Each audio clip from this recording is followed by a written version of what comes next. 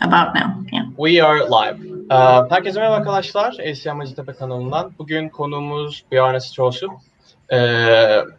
Konumuz nedeniyle yayınımızın dili İngilizce olacak ama sorularınızı alttan Türkçe ve İngilizce yazabilirsiniz. So, from now on, the session will be only in English. Here is Bjarne Stroustrup, and the creator of the C++ programming language. Please pardon me about my pronunciation. That was my best. Tuana and I today will be try to moderate this event, and yeah, that's it. Tuana? Thank you, Kyra, and of course you, Mr. Stroustrup, for participating us today for such an event. First of all, as we know, COVID still has a huge part of our lives, so I hope you're all healthy and well. And I want to start by asking, how are you considering the recent events? Has anything changed you, changing your personal life? Well, you can't go out so much and you can't travel so much. That's really painful. And I have cabin fever, as they say. It would be nice to go places. I was in Denmark last year. I'd love to go to Turkey at some point again, but you can't till the pandemic is over. I'm vaccinated, so I'm reasonably safe, but it's a miserable thing. But if that's all I have to complain about, I shouldn't complain, because there's people who are really suffering. I can imagine that. So let's start with that one then. We all are aware of the things you've achieved in your lifetime, but I want to start this conversation by asking, how would you describe yourself? Who are you in your own words? Like, what's the story of the creator of C++? And maybe some other stuff you would like to start with. Sure, I'll start out with a little personal stuff then. I hadn't prepared it, so we'll see what it comes out as. I'm a computer scientist and an engineer, probably drifting more to the engineering side of things over the years. I like to build things, and so I worry a lot about reliability and maintainability and such in ways that computer scientists do less. I'm Danish, educated in Denmark and England, and lived in the US for 40 years now. I work on mostly C++ related stuff. I teach at Columbia University, and I work for a bank, Morgan Stanley, in New York, so that I can have a real feel for what's being done in both academia and in industry. I don't think I could do my job without that. I'll give a brief talk, 20 minutes, when we start, and you'll see what I mean. It's a little bit different from the usual emphasis in just pure science. Live in New York City. I can see the river, the Hudson River and New Jersey over there, and that's sort of basically it. In another week, I have not been to the office for a year because it's closed up because of the pandemic. So I see my colleagues and friends only through the web, like we're doing now. Looking forward to seeing people really again. Okay, I guess that was all. Now, if you'd like to, you can share your screen and start with your presentation. Okay, that's me who has to do the sharing. So, share screen.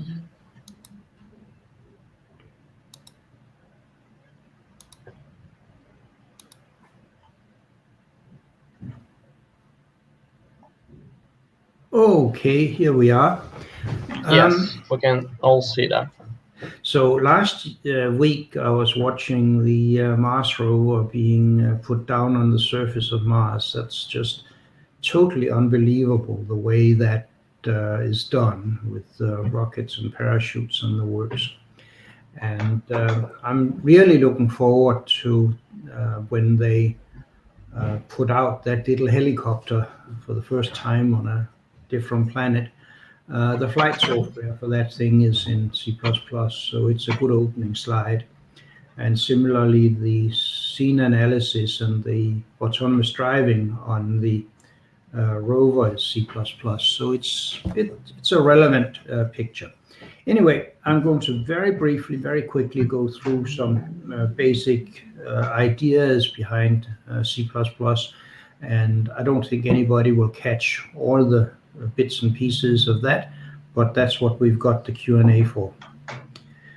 Let's see. Okay, so this is partly an answer to the question of C++, what is C++? People have lots and lots of opinions, and I feel it's a bit like the blind man and the elephant.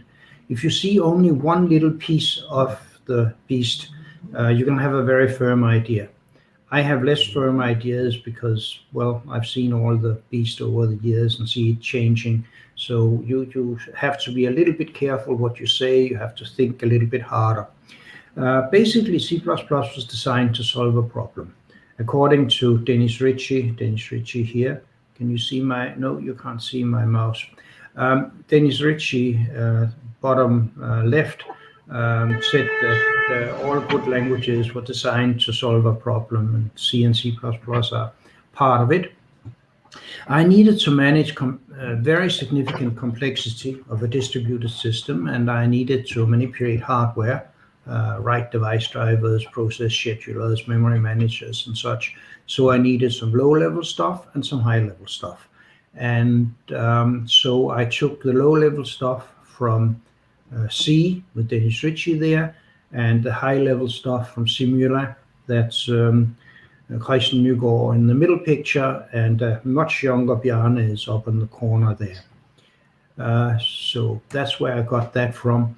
Of course, I didn't actually like everything. There was improvements possible, and I didn't like the fact that C couldn't enforce its type system. Simula had really non-uniform treatment of built-in types and user-defined types, and C ran very fast and Simula very much didn't. And so you got the problem with high-level stuff being slow and low-level stuff being fast. I didn't want that. I really wanted to have performance throughout the type system. And both languages lack parameterized types, so I needed to do something about that. And that set off a decades-long quest to get more expressive code, to get complete type and resource safety, and to get optimal performance. And so there's a piece of code there you can see of modern C++ that shows a little bit about what we can do these days. We have a parameterized type, a vector, so we can vector of constant, initialize it to a bunch of constants, or we can have a vector of strings, initialize it with the names of some well-known language designers. And this works recursively, so a vector of pairs and strings and threads can be initialized with some consumer names. And the idea is that you build up these types as you go along, you use them, and at the end of the scope, everything's implicitly cleaned away, it is cleared up. You can't actually leak things, you don't have to remember to close files and unlock locks and things like that. That's sort of a key to the ideas in C++. And I did not want a specialized tool for just doing what I was doing. I was trying to build a distributed system, by the way. It would have become the first Unix cluster if I had managed it, but I got distracted into language design. And so I didn't want a specialized tool for that. I wanted a general tool. And so C++ is a tool for building complex systems that require effective use of hardware. And if you look at it from a language point of view, it's a general purpose programming language for the definition and use of lightweight abstractions. The idea is you start out with the hardware and then you build things that are more appropriate for you on top of it, but you do it in to an affordable way, because it shouldn't just be for people with the fanciest computers around. And so the key aims here was to build resource-constrained applications and software infrastructure. C++ is very heavily used for that, and for large-scale software development. And I want complete type and resource-safe code, and I can get it. The pictures here on my slides are sort of applications of C++ that you can find in some places. And technically, C++ rests on two pillars. The ones that you started with from C and Simula, a direct map to hardware so that you can use really good hardware, and zero abstraction code. And zero overhead that I talk about when I talk about zero overhead abstraction is that you can't build something better by not using the abstraction mechanisms. What you don't use, you don't pay for, and what you do use, you couldn't hand code any better. And well, that coffee machine is there to prove that it's not just big, fancy, complicated stuff you can build in C++. Some friends of mine were building coffee machines. And basically, to sum things up, C++ is an invisible foundation for everything. That's a bold claim, and everything is obviously a bit of an exaggeration, but even the systems that doesn't have C++ in it tend to depend on C++ systems. Even systems that are written in many languages tend to have a foundation built on C++. So everything is a first approximation, and unfortunately for me, C++ is typically invisible. You can't see it. On the other hand, you shouldn't see it. If it works right, why would you want to see it? And so here's sort of a slight boasting slide. It's an example of foundational uses of C++, and if you can recognize the pictures, you can see what I'm talking about. I'll make the slides available so you can check it, but basically C++ is everywhere. Including in the systems we use to communicate now. And C++ wasn't one of these languages that was supposed to be perfect when they started. It was meant to start with something we could do and then evolve. No language is perfect for everything and everybody, including C++, but we start out doing our best, and we don't manage to do everything right the first time. The world changes and we change, and so we get the evolution of languages. And there I showed a little evolution of a for loop. A C for loop has the loop variable outside the loop so that you can misuse it. Early on, I put it inside for when I didn't want to know the value outside. That way you didn't get scope problems, and it was easier to optimize. In 2011, we finally got a for all. So for all x in V, do something to it. And now with 2020, we can write algorithms. We can specify that the loops should be vectorized and parallelized if you can. And then we use a lambda to express the operation. It has to be used over all elements in the container you are applying it to. So we are making progress, and that's the idea. All good engineering relies on feedback. So that's one of the reasons we don't actually try to build, well, we try to build the perfect language, but we know we can't. So we build as much as we can do well, and then we see how it's used, see what works, see what doesn't, and get on with it. And so the design decisions must be guided by real world use. That is why I mentioned up front that I'm actually working in industry. Also, I don't just sit around thinking about things. I try things out. I see how things are done. And so we change to meet requirements and uses, and we are guided by by experience and by seeing what's going on. And a general purpose language can't just be good at one thing. We must balance concerns. We must look at simplicity, expressiveness, safety, runtime performance, more things that we can list on a slide. In good engineering involves careful overall design, but also care for a lot of details to get it right. The picture there illustrates how aerospace engineers imagine that the different departments would design their planes if they didn't take care of the whole picture and all of the details in all the areas.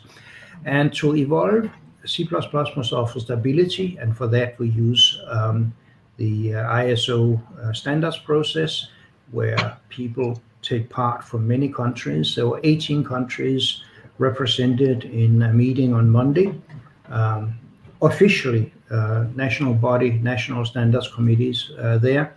And we must be viable. We can't just stop working, we can't just stop waiting for things to get better. We have to constantly improve, constantly be viable.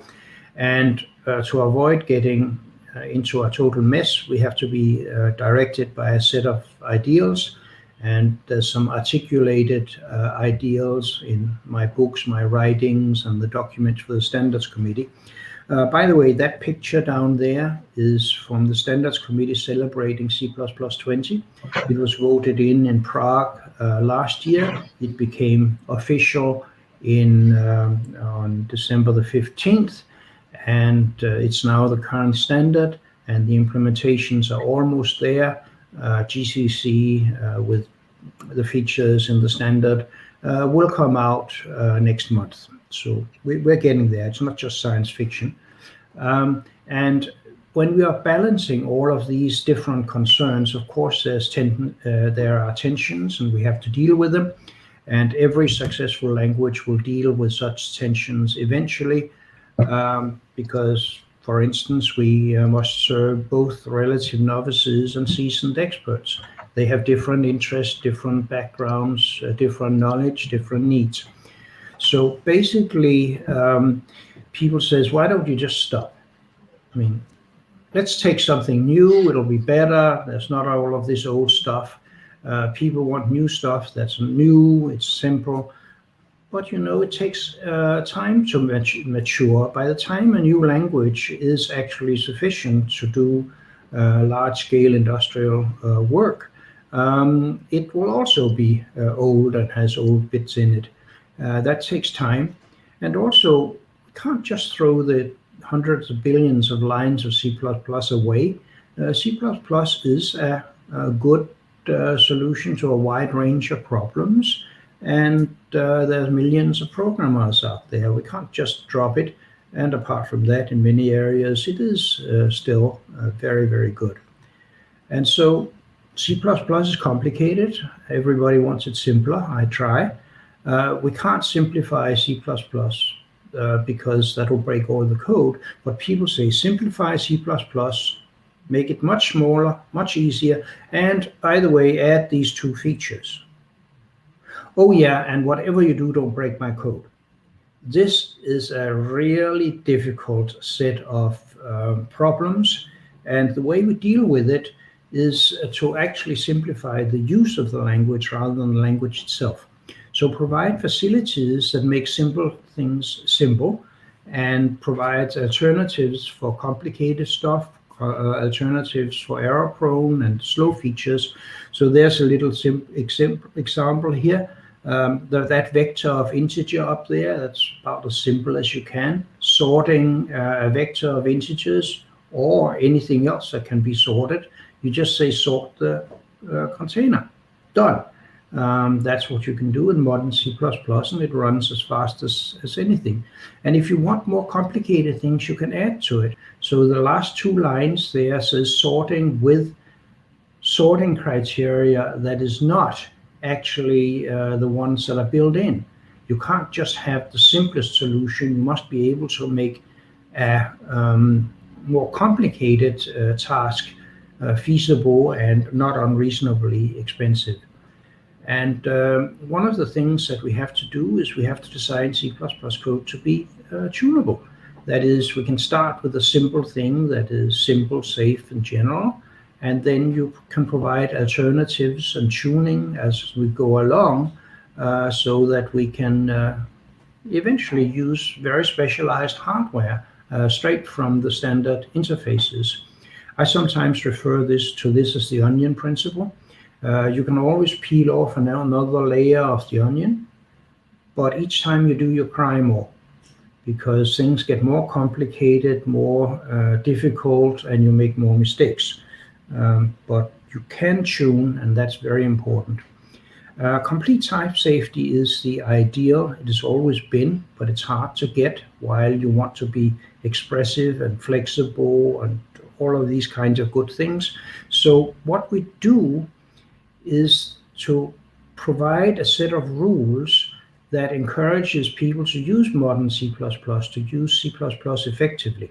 And that's called the C++ core guidelines, supported by static analyzers. It's an open source project, available. Lots of people takes part in that. So basically, we can deliver no resource leaks, no memory corruption, without using a garbage collector, because we don't generate any garbage, and we don't limit expressiveness, and we don't degrade performance relative to modern C++. And you can do that with a set of rules plus static analysis, because you can't actually obey a lot of rules, but you can run an analyzer that tells you where where you make mistakes.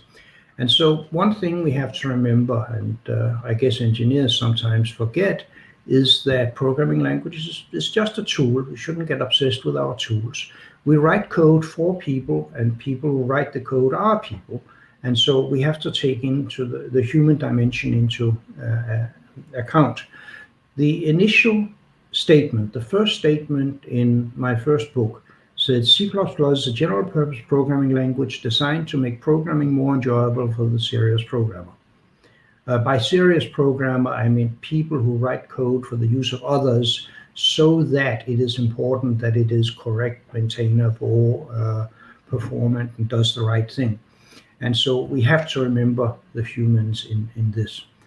And so there's a technical foundation on C++ that I can summarize. There's a static type system supported by built-in and user-defined types equally. That was from the beginning. It has value and reference semantics, which complicates things, but very often you need the reference semantics for the lower bits to do the higher level value semantics. And we have systematic and general resource management, that's known by the silly names RAII, resource acquisition is initialization, but I was very busy that year, so I couldn't think of a better one. Support for efficient object-oriented programming, support for very flexible and generic programming. So we do a lot of computation at compile time these days, and we can still touch the machine directly in the operating system with direct access to that. And there's lots of concurrency support in modern C++.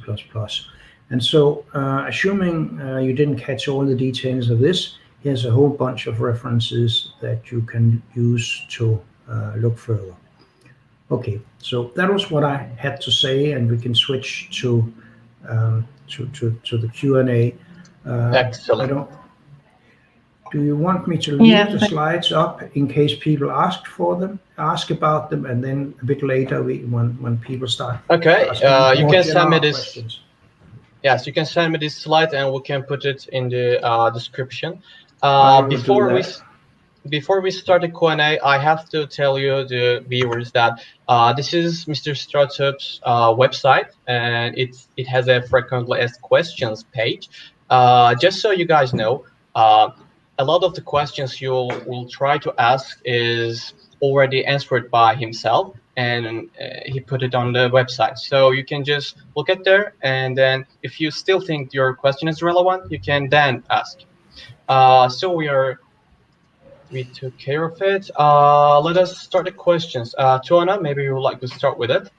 Okay.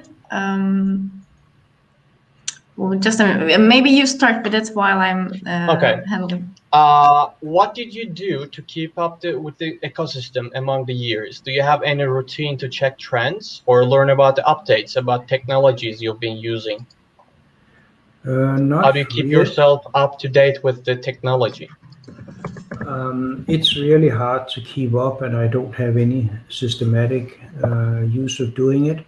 I look at the web, I talk to people, I do work so that I'm forced to use some of the tools. I'm trying whole new tool bases just now.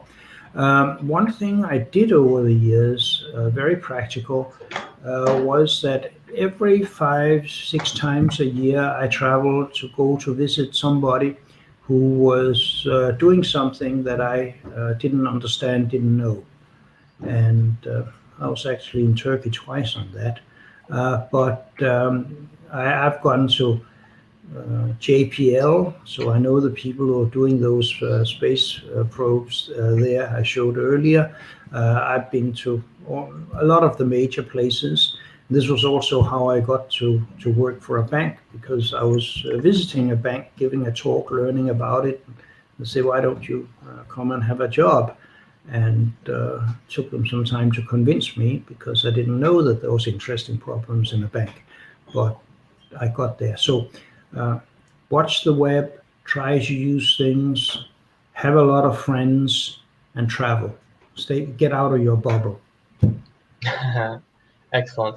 By the way, I guess it would be better to stop the screen share of your screen, so we can we'll see do you. that now. If I can figure out. There.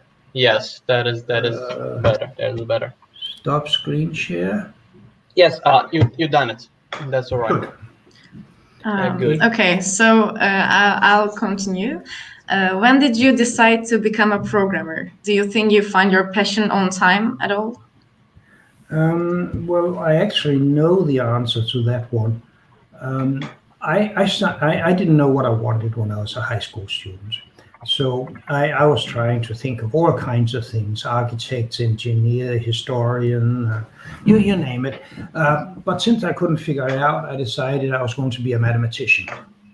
But I wanted to do some practical math, so I signed up for math, some applied math, except that I misunderstood it. I signed up for mathematics with computer science.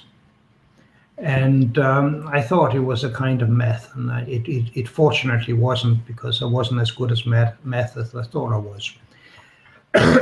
Oh, I have a math degree, so it's sort of everything's relative. But then in my second year in university, I encountered programming, and I encountered machine architecture, and never looked back. It was great. Good. Many people have been developing a programming language for a variety of reasons. What made you think that you could take your work a step further and make it a real programming language that all the world uses right now? It was, again, sort of an accident. I built a tool that I needed, but then I generalized. As I'm a computer scientist, I generalize. I make things that are a solution to a class of problems rather than an individual problem. And then it turned out that my colleagues at Bell Labs, which was an absolutely great place, started using it because it actually solved some of their problems too. In particular, it had really great coroutines, so that you could do what today would be multi-threaded code with many threads very cheaply. And so when more people started using it, I started working harder to make it better. And well, then it ended up with a language, and since they could use it at Bell Labs, they could use it in other places, because we had some of the hardest problems to deal with.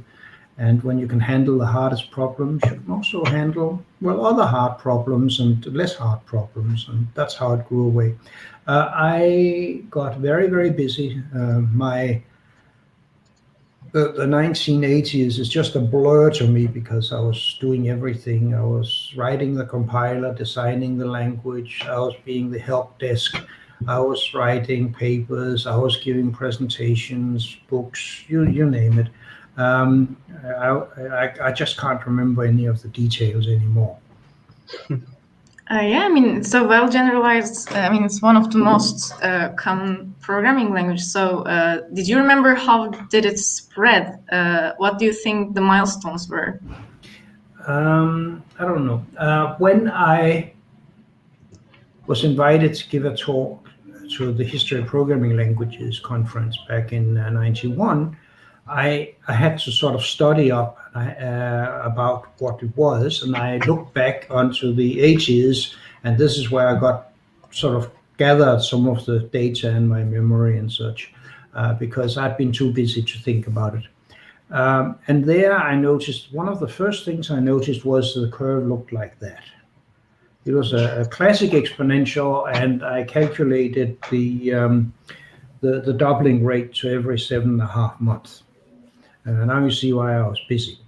I mean, the first several years of C++, it was just me. And then there was some more people helping.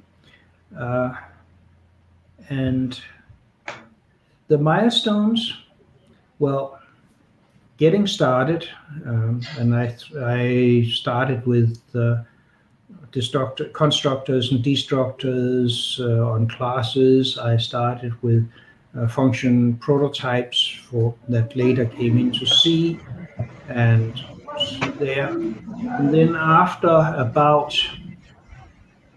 3 years, I got sort of a medium number of users, and I decided somebody should switch their mic off. And then I decided that I had to do something either better or I had to drop it. It was not good enough to be a major success, and if I dropped it, my friends would be in trouble.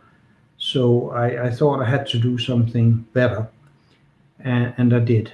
I never realized that the traditional solution to this is more advertising. Geek.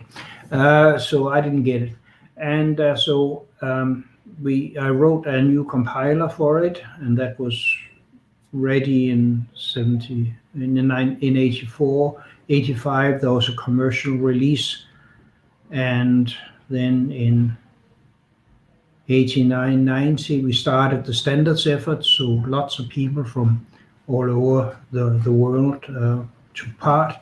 Got the first standard in 98. The standards became sort of the milestones for the language.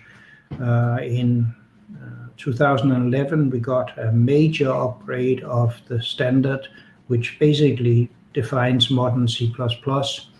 We've had a couple of minor releases, 14 and 17, and now 20 is a major release in C++. It's going to change the way we write code. And I'm very keen on the idea that you want to focus on major issues, which are the things that makes major differences, makes major improvements to people's lives, and basically change the way we think. 98 did that, 11 did that, and 20 will do that. It is doing that. So those are the major points.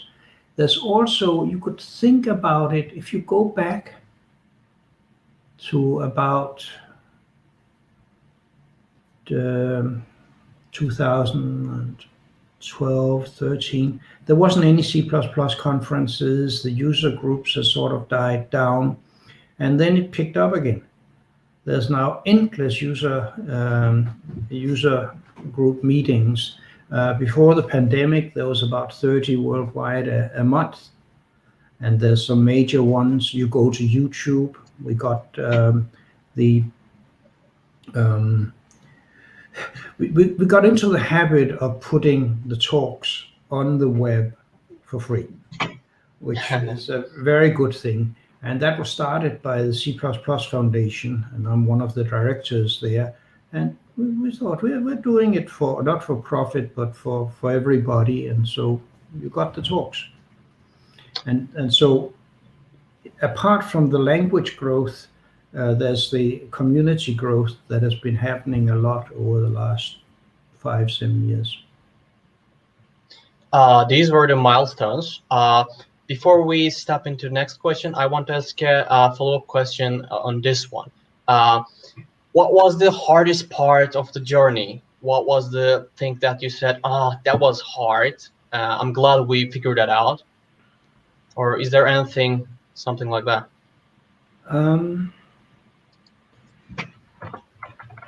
Well, the hard bits are not always the most interesting. It doesn't bits. have to be technical. No, I think the hardest bit is to balance different parts of the language. And initially that was to balance C compatibility with new features. And I think today, and for a long time, is actually education is a major issue. How do you get people to understand the benefit of new things? People tend to think that what they have been doing for a while is good and it's good enough. And why waste time on learning something new?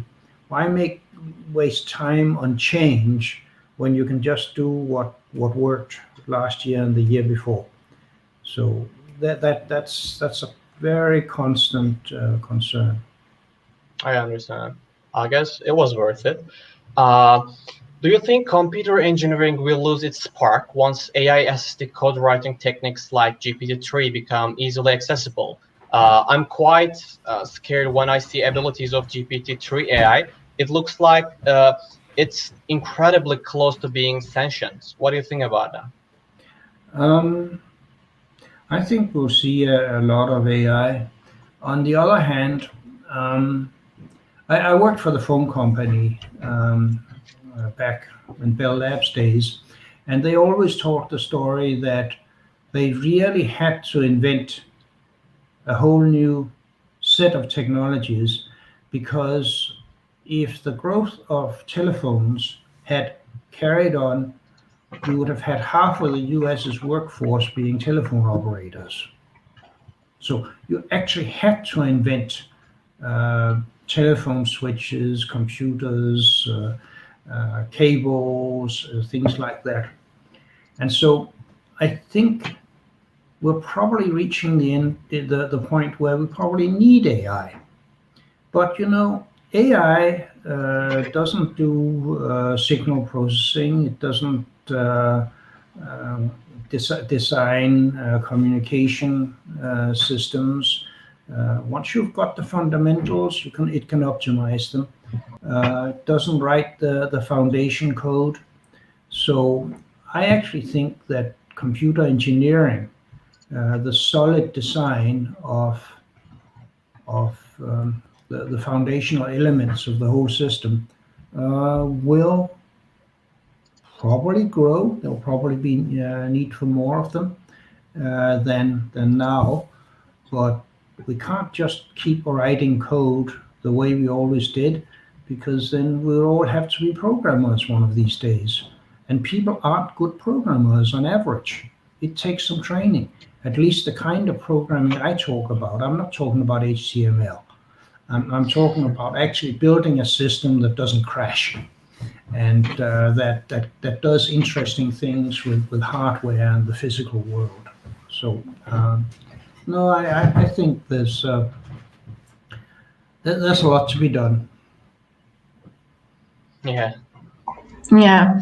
And considering the recently developed technologies, is there anything that has come to your attention which you've seen a great potential?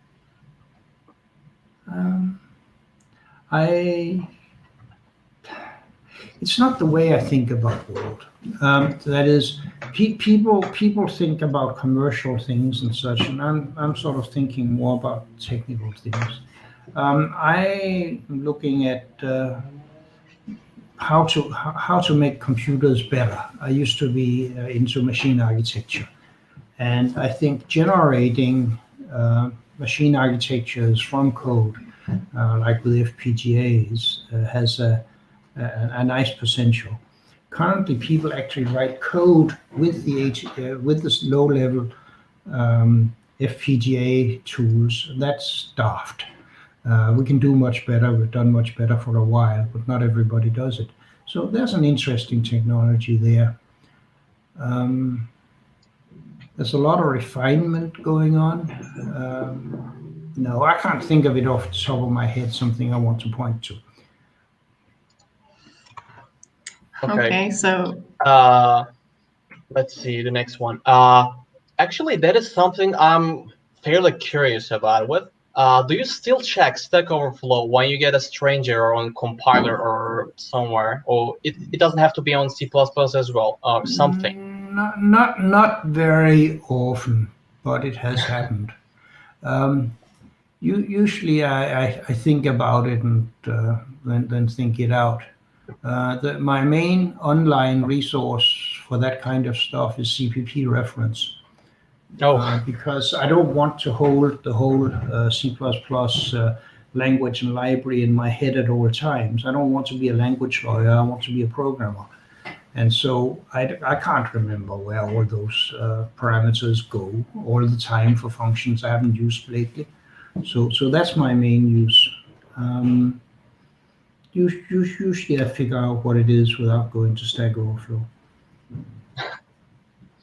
So you don't even Google about some stuff you either remember or just go to C++ reference? Yeah, because there's lots of things I really don't want to remember. I don't want to fill my head up with all kinds of stuff I won't need for another year, say. Okay. And Tuana? So what do you think the future industry of computation will be based?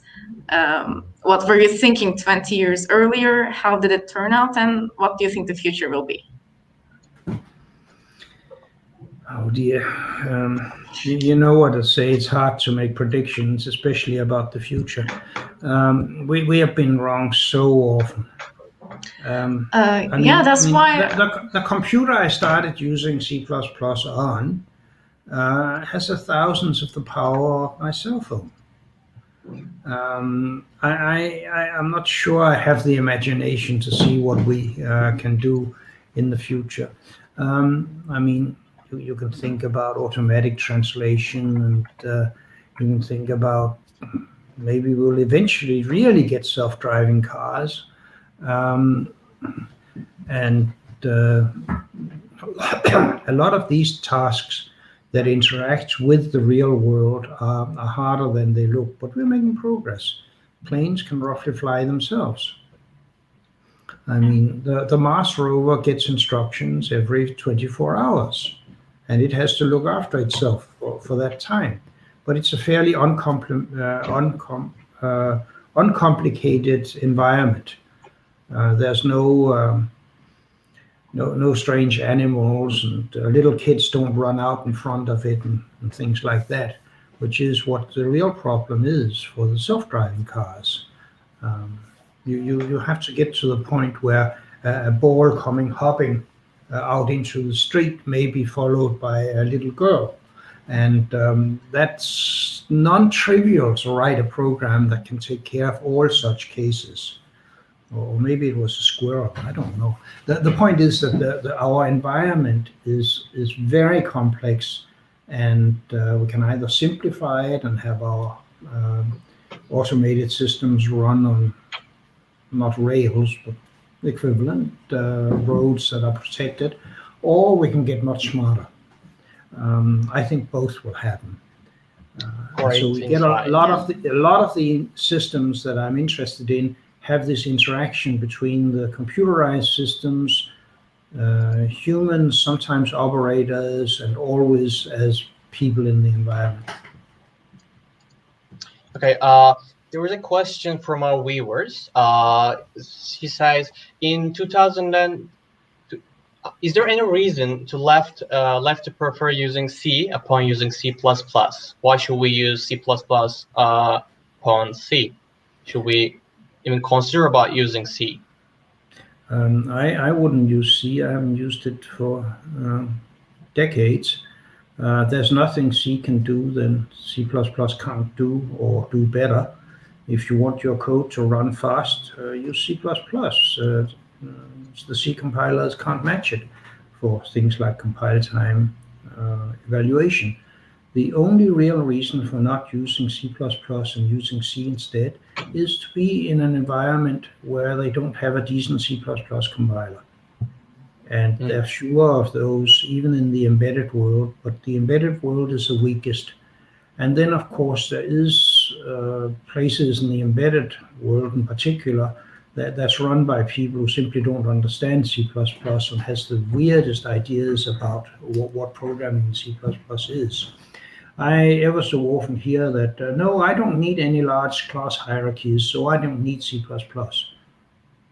That was the reason why you started. I don't use large class hierarchies very often. Most classes are little ones, and then of a subset of those are bigger classes, and a subset of those are hierarchies, and a subset of those are multiple hierarchies. No, you don't have to go for complex and elaborate. You said you're not using. You shared your opinions about your style of coding. Do you still code, or you just shared with us some? Oh yeah. Code. Code for a living, among other things. That's excellent. Actually, I wouldn't expect that, to be honest. You're right not to expect it, because say most professors don't code. That's what they've got students for, and that is a great weakness of our systems. It's would you trust somebody teaching surgery if he didn't have any patients? Oh, yes. But our culture is not set up in computer science. It's not set up to force people to practice. Let's continue with another question. What do you think about the STD shared PTR not being zero cost? I'm not advanced to understand that question. I'm just directing it to you. I didn't understand the question either. Okay, let's skip that if you want. Okay, I'll ask one from the audience. What do you think about destructive moves? Would you prefer something like Rust move semantic if you were to add more semantics to the language for the first time today? By the way, you can always get a written version of that question, because I suspect it has something to do with a specific class in a specific system. So I need to look at the specific. I don't like destructive moves. I think the C++ move semantics is perfectly fine. I tend not to use explicit moves at all, because I consider them error prone. That's a highly tuned thing deep in abstractions, and move semantics just simply the move assignments and move constructors are sufficient. Thanks. And another one regarding Rust. How does Julia and Rust compare to C++? I don't do language comparisons. My answers always get taken out of context, and furthermore, I know C++ so much better that I'm likely to make beginner's mistakes in other languages. And even if I didn't, I would get into some kind of language war, which I have no wish for. I have a big target sitting on my back, and everybody wants to prove they can do better. I don't know Julia very much. Last time I looked at it, it was mostly specializing in things that I didn't do very much of. Notice I keep talking about engineering applications and such. I don't talk very much about mathematics and that kind of calculations. Other people are doing that, and I've done a little bit of it, but I don't know very much. I think it's interesting that Rust is basically the first language that's trying to take some of the principles of C++ and trying to apply it in a more modern setting. And we'll see what comes out of that. It needs to mature. Yeah, understandable. You have a big target on your back, as you said. There was let's continue with a question that is related to C++ then. Are you considering adding an official library management platform to C++ for other languages? Could you repeat that? Are you considering adding an yes, official okay. library management platform now I see to it. C++? Yeah, it's good. It would be nice if we could get it. The problem with C++ is always that we don't have a central owner, a central organization, and then people build many different platforms. I think eventually we must have a better packaging system and a better distribution system. The problem is we have several, and we'll see what happens.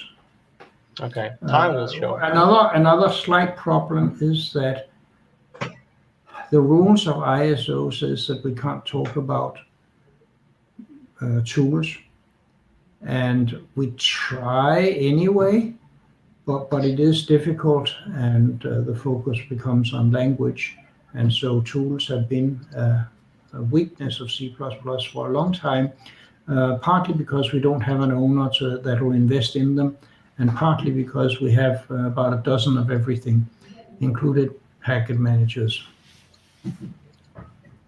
All right. Tuana? Another one, do you think the OOP paradigm makes programmers think more about code and abstractions than the actual problem?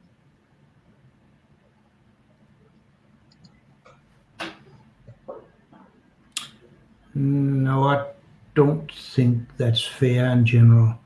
To do a good job, you have to think about both the problem and how you express that problem. So I'm not sure what is meant by object-oriented paradigm. If by that you mean that you have to fit everything into a class hierarchy, then it's simply a mistake. What you actually have to look at is a bit like for a natural language. Depending on what I'm doing, I use the language different. If I'm writing a technical specification, I write it very different from when I write a message to my friends. And if I was a poet, I would use it in a completely different way again. And you have to think about what is it you want to express? Who is it you want to express it to? And now, which part of the language can you use to express those ideas best? So think about English or Turkish. How do you express yourself for a particular use? Yeah. Okay.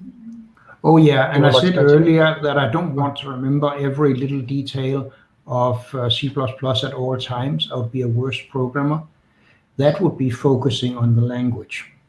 Yeah. I focus on the problem, and then I pick the language parts to suit.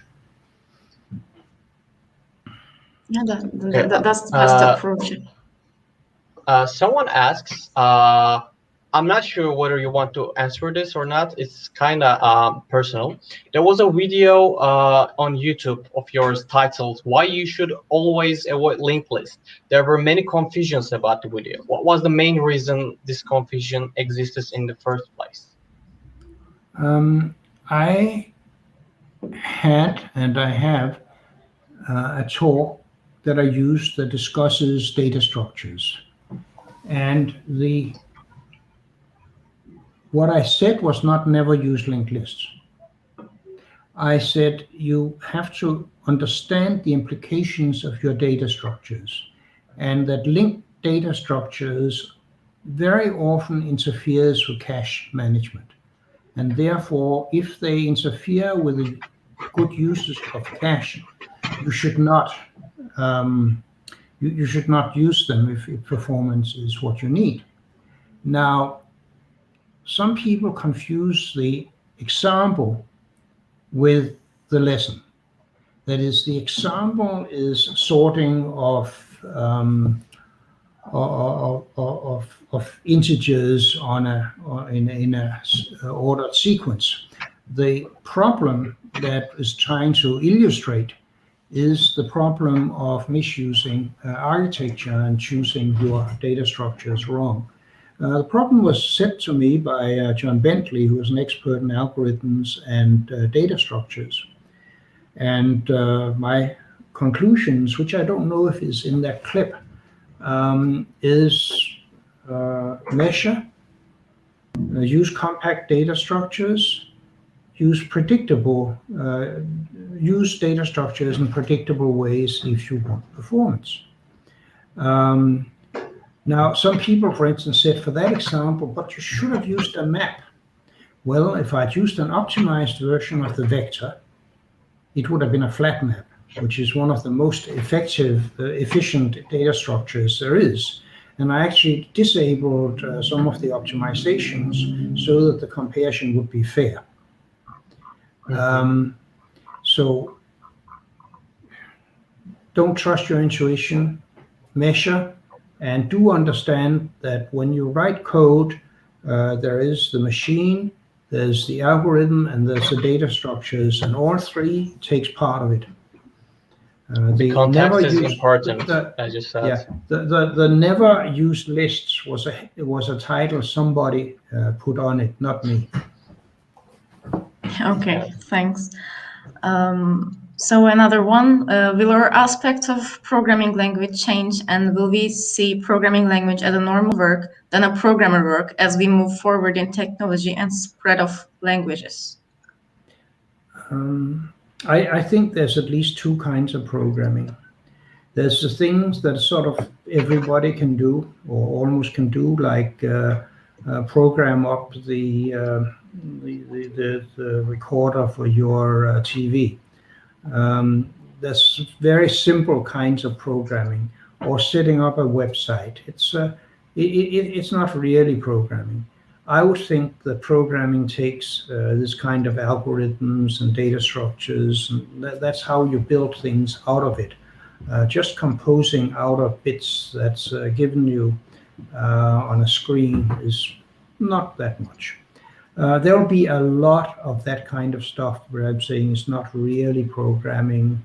You could say that's average programming. Everybody can do programming.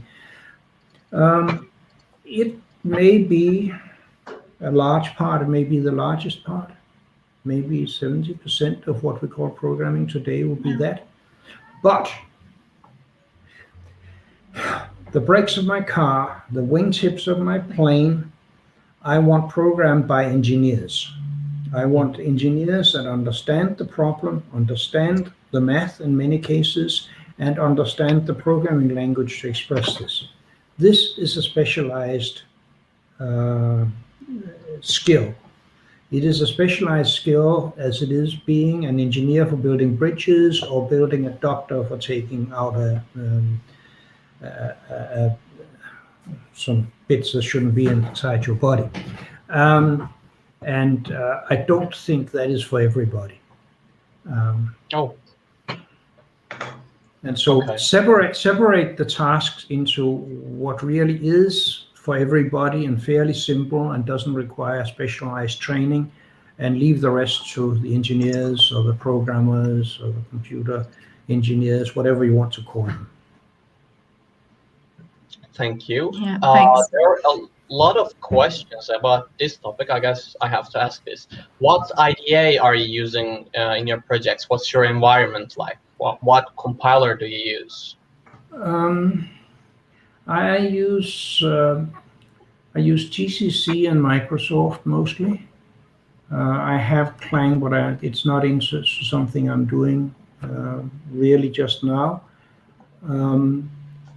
I use a bit from the command line, a bit from Visual Studio, and I'm trying some Visual Studio code in some kind of packages wrapped out in environments. That's sort of general like that. Okay, these are things I've done over the last 2 weeks. Okay, it's not sort of a laundry list. Okay. And I tend to use whatever editor is there. It's whatever is needed. I'm glad I see that I'm using the same ideas like you. Okay, what else we have? Can you comment about Bell Labs? Is it still the heart of the innovation, or does it change? I wonder the general environment and culture in the Bell Labs. It changed dramatically. It was a unique place on Earth, and I've been over there a couple of times. It's still a good place, but there's a difference between being a good place and being the best place on Earth. It's a fairly normal research and development organization now. If you look back at what Bell Labs was in its heyday, when it was an independent organization under AT&T, I mean, they built the fiber, they built the sensors for cameras, they built information theory, they built the communication protocols, they built the modems, some of the early computers, a lot of the materials, stuff, operating systems, languages. It was off the scale. And one thing that I find that I haven't found since then is it was really a very cooperative and collaborative environment. If you were doing something on your own, you could do something on your own. If you needed some help, you could walk into just about anybody's office and discuss things. And they very often was willing to look at things over longish periods of time without really specific projects. There wasn't ever a C++ project. It's just something I was doing, and my managers, understanding what was going on, saying, yeah, it might come to something, let's leave him alone for a while. And I could walk into offices of people that you may very well have heard of, and get a bit of help. And this thing was set up for more collaborations. There was the Unix room where you could go in and talk to people in there or in their offices. We all had offices, so we could hide away. No, there's no place like it on Earth, as far as I know. Oh, that's good to hear, actually. Another one. C does implicit narrowing casting between primitive types, while C++ doesn't. What was the reason behind that decision? Unfortunately, C++ does do implicit narrowings. I tried to stop it, but you can assign a long to an int, and you're relying on the compiler to catch it for you. But it's not illegal. You can assign from an integer to a char. It's not illegal, and you will make mistakes. I tried to avoid that way back where I had a chance, and I lost that one. What was your reasoning about that? Why did you want to stop that? It's a bug source. I'm very interested in what kind of mistakes people make and how you can help them not do it. But I don't want the language to get in the way so that it stops them from expressing things. But if something is a major source of errors, we should find a way to avoid it. You try to bug fix before the bug even occurred. That's insightful. Could a backwards incompatible version of C++ solve our problems regarding the broken parts of language standards, such as non-deleted copy constructors, assignments, when user declares one of the big three? I wouldn't pick that list of things as broken, but yes, you could make a simpler language by throwing away older things. The problem is that you would annoy quite a lot of people, like 1 million people, and you don't get away with that. you would break billions of lines of code. You don't get away with that. What happens is that when you make a breaking change, all the compiler vendors simply maintain a backwards compatible version, and sometimes you get the broken code by default accepted, and sometimes you have to set a switch to get it, but it doesn't go away. And so we haven't simplified anything but the teaching manuals and the pretensions for people who don't actually write real code. Okay, Tuana? Yeah, thanks. So what are you think about data-oriented programming approach? Depends what it is, I don't know. There are several uses of that name, but I mean, data is important, and one of the things that the standard library does is to separate the data from the algorithms, and that's one way that I'm very much in favor of. The idea of encapsulating everything in a class hierarchy is not one of my ideas. But I don't know the specifics about that question because, well, different words have different definitions. Okay. Yeah. So if you could go back in time and change one thing about the original implementation of C++, what would it be? That's a time machine question. Now, one thing that I was trying in the very early days was to get to the root of some of the problems with C. I wanted the C environment, I wanted the C community teaching and things like that, and technologies that went around it, but I didn't want the bugs. So I tried to avoid the two-way communications between the types. The promotions are fine, the narrowing conversions are not fine. You should be able to do only one way. If you could only do that, you could actually have had classes and fundamental types being the same thing. It's because of the illogical rules in C that we couldn't get that unification. And that would simplify the overloading rules and all kinds of other things. The other thing that I tried to do and failed at was to get the defaults more reasonable.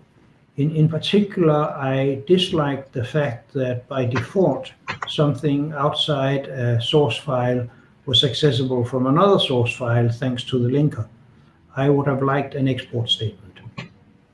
If we had had one of those, we would have had modules 30 years ago instead of now. And so dealing with those pretty fundamental things in the basic type system and scope system is something that if I had a time machine, I would have tried to solve again. But you know, there already was a C community and they were very, very influential. And if I had, there was a discussion somewhere, I think on Twitter last week, where somebody says C++ has got all the defaults wrong. And I sort of agree, but somebody chirped up, a very experienced person, and says, yes, but they were right at the time. That is, times change and we try and deal with it. And so some of those scope problems we're trying to deal with through modules. That does have import and export statements so that we can get rid of those include files. You mentioned that time changes. We just had a question about regarding time. Given that one language isn't enough to be professional, what languages should a programmer learn in 2021? You talk about this back in 2011, but how much did 10 years change your view on this?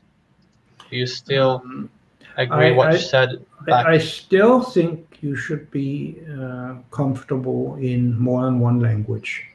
It is really narrowing to handle only one language. You think that's natural and the only way of doing things. So the only question is, which other languages should you choose? And I tend to waffle on that issue so that I don't sound as if I say that language is better than that language. So, I mean, we're not monoglot. We're speaking in English here, and it's not our native language. At least I don't think anybody here has it as a native language. That's good.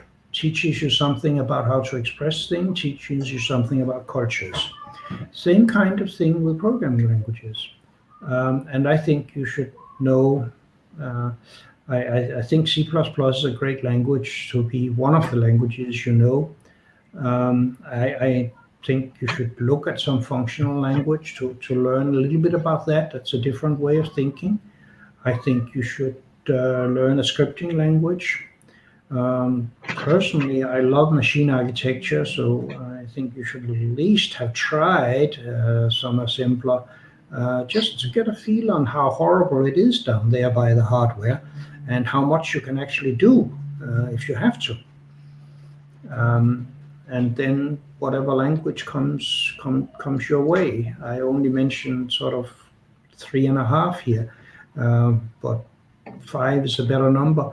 But it's getting harder to learn languages well because they come with such huge infrastructures and tool chains. I mean, when I started learning programming, you could pick one up in 2 weeks or a month. And actually get some real work done. That's not the case with many languages anymore. Was it easier in your time or now? Easier then. Picking up a language and learning it. Yes, because they were smaller and you didn't have to learn very complicated tools and build environment to get anything done. But the community is bigger now, though. It is. Isn't that makes it easier? No, I don't think so. I mean, you only need one friend to learn a new programming language. It's really hard to learn on your own in isolation. And yes, you can use the web, but there's nothing that beats one friend who has actually done it before. And so you can sit down, you can chat about it, and you know where to ask a question, and you know the quality of the answer that comes back.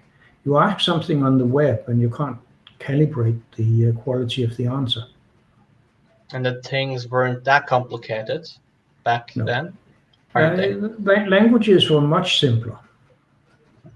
Oh, right. So it's not really comparable. When I say I learned, say, 25 languages, I probably didn't learn as much as you would learn for 5 today. Okay. So Tuana, do we have other questions? By the way, we are kind of reaching to the end of this session, so guess we will get some other questions and say goodbye to each other. Is that all right with you? Sure. Okay. I mean, I won't go away. It's the middle of my day, so if you stay on, that's okay. That's your problem, not mine. Okay.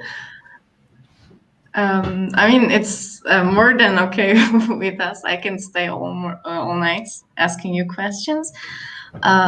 We have some personal ones, like how's your working discipline? To explain, what do you do at the moment when you're starting to lose inspiration or you don't feel like working? That's a bit hard to say. I think I'm not doing too well with that this year because of the lockdown, the lack of communication with other people. I really, what I do often when sort of the inspiration runs low is to go and talk to somebody. And that way you can express your ideas, you can see what feedback you get. You can also listen to other people's problems, and I find after a while I always find a problem that needs solving. And then there's the general technique of traveling, going to places that you haven't seen before, listening to people that has different kind of outlook on things. That helps. And so my main techniques are disabled this year because they involve other people and other places. It's not just sitting staring at I've got 3 screens here. It's that's not the same.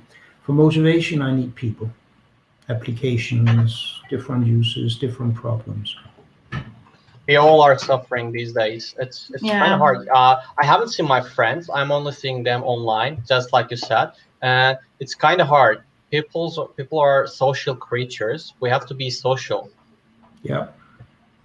Yeah, it's, I mean, also, I mean, you work with people, and if you're really busy, you don't see them all day, even though they're in the next office. But you can go out for a beer afterwards or something, say, what happened today? What happened to you? And such. It's, all of that stuff is lost. There's too many meetings, they're too scheduled, too focused. And I lack all the little fringe things that actually what keeps me going. Having those pictures of people on that slide was not accidental. This is essential for me and for the applications. I mean, actually, we need to have more time than we used to, but I agree on that with you. I mean, I'm not as efficient. Hour for hour, I'm not as efficient as I was last year. Sorry, the year before the pandemic. I probably spent more time at the screens, more time trying to work, but it's not as efficient as last time. And whoever asked that question put their finger on just the right thing. Where's the motivation? What keeps you going? Yeah. There is another one. What do you think about Unix systems? Is Unix still good or has to be re-engineered? I mean, Unix, all of the Unixes, including the Linuxes, are the best operating system there is. And you may have to re-engineer it a bit to make it more appropriate for a particular area. What is it, 20 million lines of pretty ugly code now? If you could engineer it, you would, but it's like C++ in that sense. You can't actually take away the barnacles because it's hard to know if anybody depends on it. And so if you want a specific operating system for a specific task, it'll probably become a stripped down Linux. That's what flies those little Mars copter. That little Mars copter. It's not a full Linux, and they sure wouldn't use every detail of C++. You can download the code and look at it. You use what you need. Yeah, just curiosity. There's been many competitions over the years coming up. We can do this much better than Unix, much better than Linux. And very often you find that they don't spread very fast. And by the time they are about to take over the world, Linux has absorbed some of the key ideas. Okay. We are getting a lot of questions about cryptocurrencies. Would you like to say some words about them without being too controversial? Sure. What do you think about cryptocurrencies? You know, I don't like them. They use too much energy. They are used by too many criminals, and they are based on a philosophy of no inflation, which I think is damaging to especially people who aren't stinking rich in the first place. What about this is pure computer science part? What about the pure computer science part? Not thing about the criminal activities or stuff, just the you asked for cryptocurrencies. That was the answer I gave. There may very well be uses of Blockchain. of blockchains that are useful, but I'm not sure. The performance is so appalling. I did a look at it a few years ago, and I found it was 3 orders of magnitude too slow for any financial transaction I was interested in. This was interested in as working for a bank. And so, yeah, there might be uses, but you know, when you hit an order of 3 orders of magnitude problem, you need a really good motivation to carry on, and I didn't have it. My view is, well, if they figure it out, I'll get more interested. It has a big, actually, huge community behind it. What do you think it will happen to cryptocurrencies in 20 years, 30 years, 50 years? Will they die or? I'm not talking about the values of them, just the ideas. I don't know. I think that the idea that there is a limited amount of money is wrong, and but I'm not an economist, and I shouldn't guess about the fundamentals of economies and currencies even 10 minutes in the future. I am not a banker. I am not working on the kind of thing that a bank does with money. I'm working about bits and bytes and code bases. You're asking the wrong guy. I mean, endless caveats. I hope nothing is cut out of this discussion that makes me sound as if I know something about money, because I don't. Okay. So I can ask a bit C++ related question. C++ language has changed a lot recently. How would you try to teach C++ to students nowadays? In your opinion, how much time is needed to master the fundamentals of the language? Okay, there are different uses of C++, different aims for learning C++. If you are already a programmer, which is what a lot of people are by the time they hit C++, I recommend a book that I wrote for exactly that purpose called A Tour of C++, which is 200 pages, has everything in it. Not in the deepest of details, but you can do really good work with A Tour of C++. And somebody who is already a reasonable programmer can read it in a weekend. By a reasonable programmer is I don't have to tell them what a loop is. I just have to tell them what the syntax for a loop is. I don't have to tell them why they need a new type. I can just tell them how to make a new type. So that's one way of doing it. Also, I tend to focus on people who want to become professionals. That is, I'm not trying to teach people who will never do any more complicated programming than programming their video recorder or their website.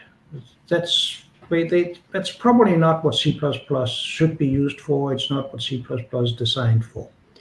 And for that, I wrote a textbook when I was a full-time professor called Programming Principles and Practice, which can be done by students in a semester. Okay, I guess that would be the technical book recommendation from you. What about fiction? Sorry to interrupt. That would continue, please. I'll ask later. Okay, and so finally, a lot of the work I do with teaching and how to teach has to do with the C++ core guidelines. This is the set of coding rules that leads to good and efficient C++. And I'm not going to be totally successful there until we get better static analysis tools. Visual Studio has some that's pretty good. I can guarantee the elimination of buffer overruns and memory corruption.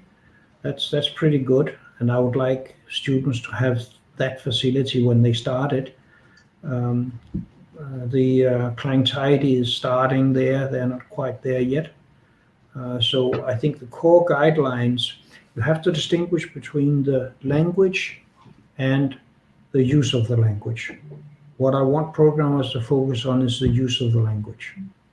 There are people who I think are learning programming languages as if they learned a natural language by being given a dictionary and a grammar. That's not the way you learn to use English or Turkish or Danish or whatever language you're thinking about.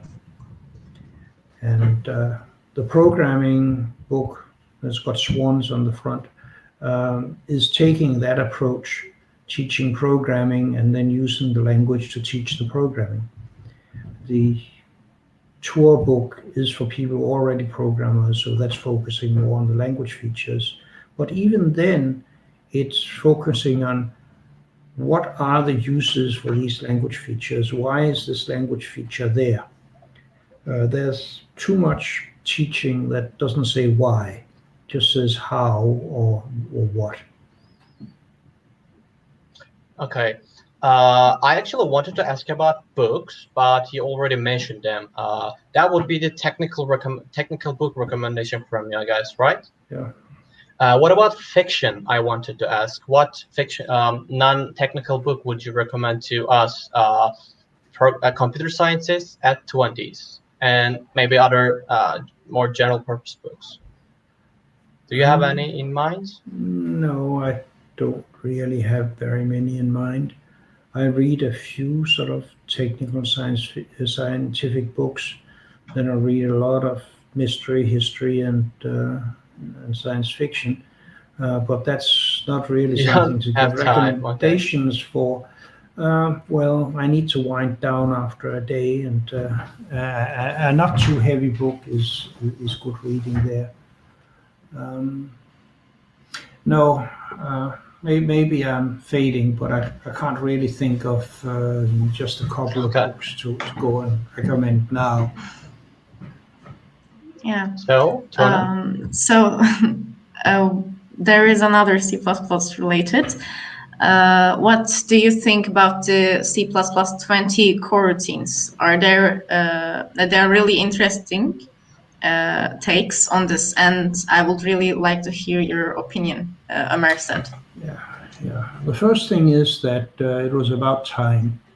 It was my bread and butter. Coroutines was my bread and butter for the first 10 years of C++.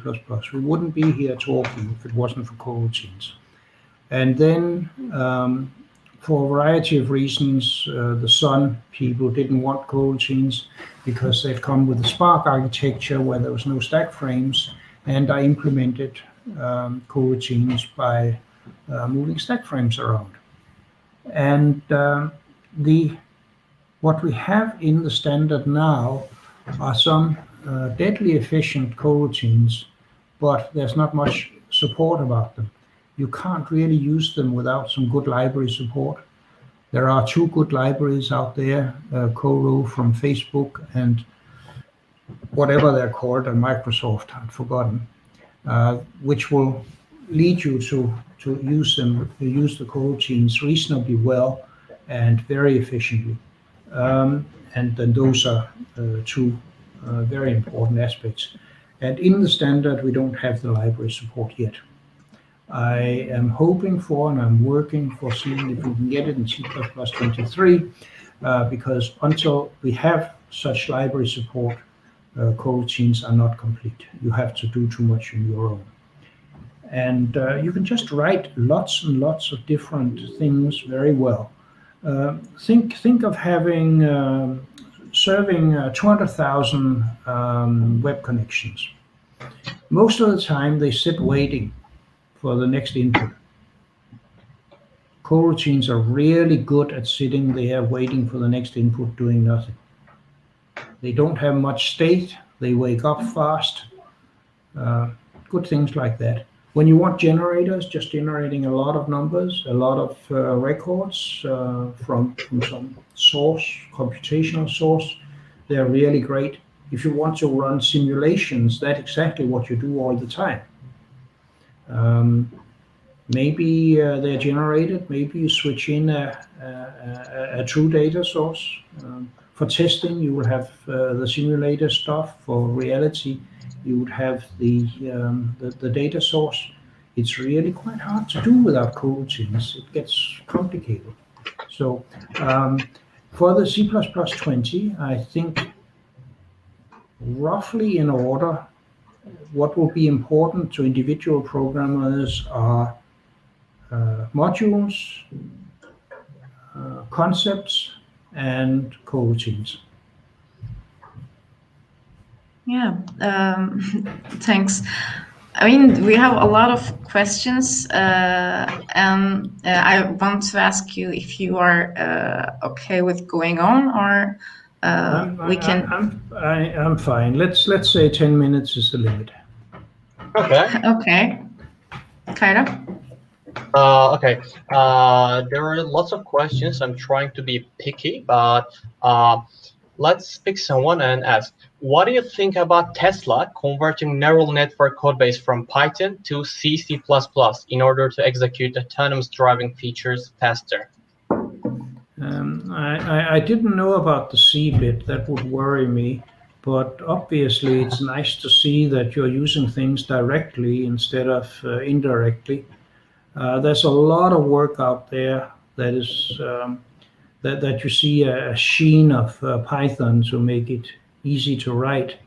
But for engineering uses, that also makes the possibility of errors higher. So yeah, I think it's interesting.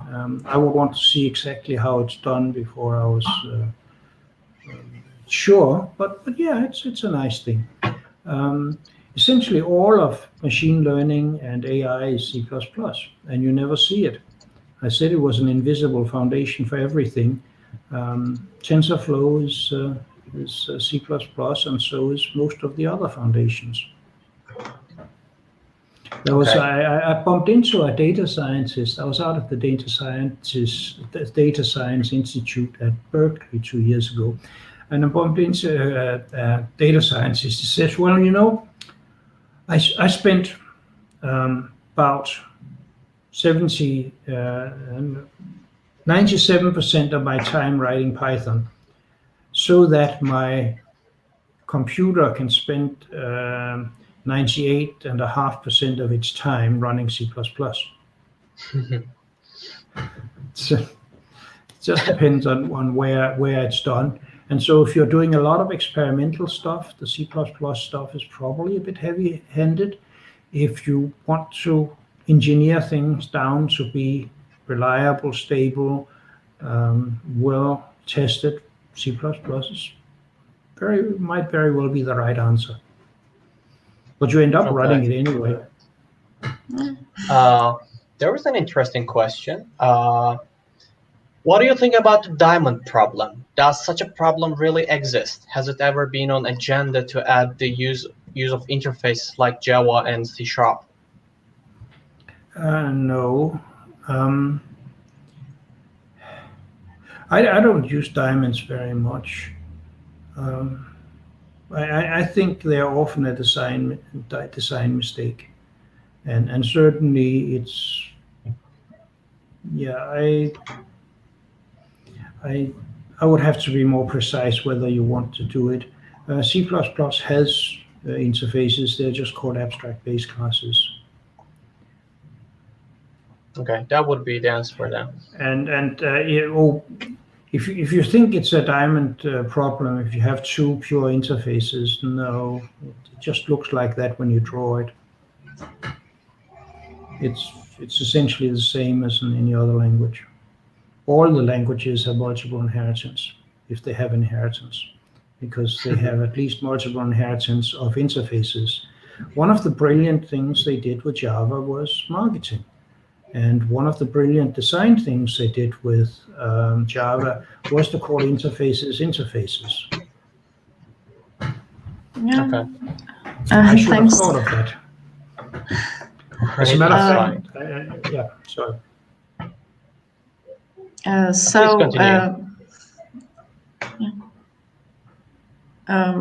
Okay. What do you think about Linus Torvalds' opinions on C++? Is it really bad that writing kernel code isn't C++? He made his rude comments back in the 90s, where I didn't think GCC was a suitable, it wasn't even a C++ compiler. And apart from that, they were very unenlightened, and he seems to like to be rude. I think today, as it was then, his opinion is totally irrelevant. Okay.